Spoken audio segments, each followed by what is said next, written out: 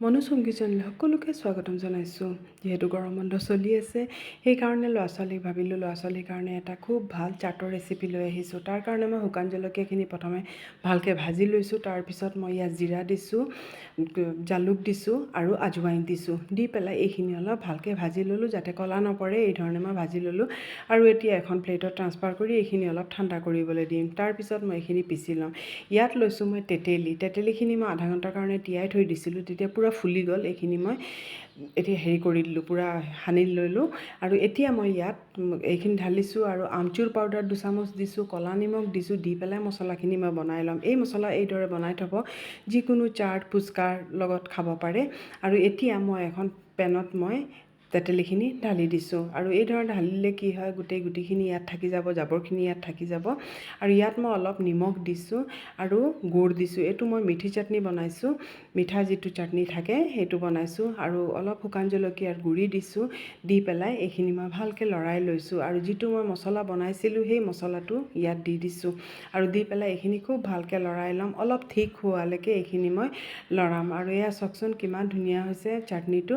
আৰু এতিয়া মই এইটো নমাই পেলাই বাতিত থৈ দিছোঁ, এইটো ঠাণ্ডা হৈ যাবগৈ। আৰু এতিয়া মই এটা গ্ৰীণ চাটনি বনাইছোঁ। আজি ধনিয়া পাত পদিনা একো নাছিলে, সেইকাৰণে অমৰা আছিলে ঘৰত, অমৰা দি পেলাই কেঁচা জলকীয়া দি পেলাই মই এটা গ্ৰীণ চাটনি বনাইছোঁ। আদা আৰু নহৰু দি পেলাই ইয়াত অলপ নিমখ দি দিছোঁ আৰু দি অলপ পানী দি পেলাই এইখিনি মই ভালকৈ পিচি ল'ম। এয়া আমাৰ গ্ৰীণ চাটনি ৰেডি হৈ গ'ল। আৰু আটাটো মই মঠা দেখা নাই, ইয়াত আৰু একো দিব নালাগে। ইয়াত মই অলপ হালধি দিছোঁ, আজৱাইন দিছোঁ, নিমখ দিছোঁ, দি পেলাই আৰু অলপ ৰিফাইন অইল দি পেলাই ভালকৈ মঠি ল'লোঁ। আৰু ৰুটিখন বনাব একেবাৰে পাতলকৈ আৰু কাটা চামুচ এখন লৈ পেলাই এই ধৰণে এইখিনি ফুটা কৰি দিব, তেতিয়া নহ'লে পুৰিৰ নিচিনা ফুলি যাবগৈ। যিটো আমি মানে হেৰি বনাম, ৰুটিটো বনাম, পাপৰিটো যিটো বনাম আৰু সেইটো এতিয়া মই এখন হেৰি লৈ পেলাই এইধৰণে যিকোনো ঢাকন লৈ পেলাই এই ধৰণে কাটি ল'ব পাৰে। এইখিনি মই ভালকৈ গোটেইখিনি কাটি ল'লোঁ। এতিয়া তেলখিনি গৰম হ'ল, গৰম হোৱাৰ পিছত মই ফ্লেমটো কমাই দিলোঁ, গেছৰ ফ্লেমটো কমাই দিলোঁ। দি পেলাই তাৰপিছত কমাই পেলাইহে কৰিব, নহ'লে কিন্তু পূৰা ক্ৰিস্পি নহ'ব। সেইকাৰণে গেছৰ ফ্লেমটো কমাই দিব, প্ৰথমতে গৰম কৰি ল'ব, তাৰপিছত গেছৰ ফ্লেমটো কমাই দিব, নহ'লে লগে লগে ৰঙা পৰি যাব আৰু জ্বলি যাবগৈ, কিন্তু কোমলে হৈ থাকিব। আৰু এতিয়া এইখিনি মই এই ধৰণে ভাজি লৈছোঁ। আৰু মই আটা মঠাটো নাই দেখুওৱা, আপোনালোকে আমনি পাব, বহুত দেৰি হৈ যাব ভিডিঅ'টো, সেইকাৰণে মই নাই দেখুওৱা। আৰু এইটো একেবাৰে চিম্পুল হয়, আটা মঠাটো একেবাৰে চিম্পুল হয়। আৰু এতিয়া মই ইয়াত আলু লৈছোঁ আৰু বইল আলু লৈছোঁ, লৈ পেলাই মই এই ধৰণে কাটি লৈছোঁ। আপোনালোকৰ যি ইচ্ছা সেই শ্বেপৰে কাটিব পাৰে। এইখিনি মই এই ধৰণে কাটি লৈছোঁ।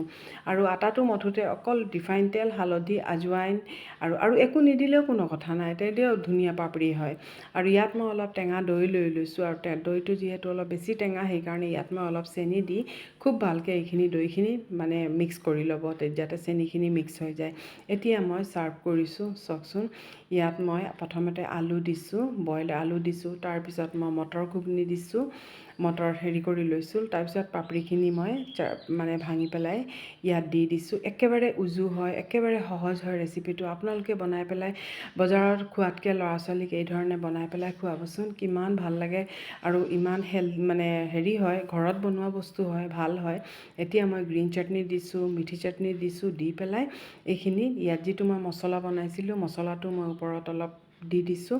দি পেলাই এতিয়া মই ইয়াত দৈ দি দিছোঁ আৰু এইখিনি গোটেইখিনি ভালকৈ দি পেলাই এতিয়া মই ইয়াত অলপ ভুজিয়া দি দিছোঁ আৰু গোটেইখিনি দি পেলাই আৰু ওপৰত মই অলপ মছলা দি দিম। আৰু যিটো অলপ দৈ বাকী আছিলে, দৈখিনিও মই ইয়াত ওপৰত দি দিছোঁ আৰু তাৰ ওপৰত অলপ ৰঙা হেৰি দি দিছোঁ, চাটনি দি দিছোঁ আৰু ইয়াত অলপ মছলা দি দিছোঁ। এয়া আমাৰ ৰেডি হৈ গ'ল। কেনেকুৱা পালে লাইক কৰিব আৰু কমেণ্ট কৰিব।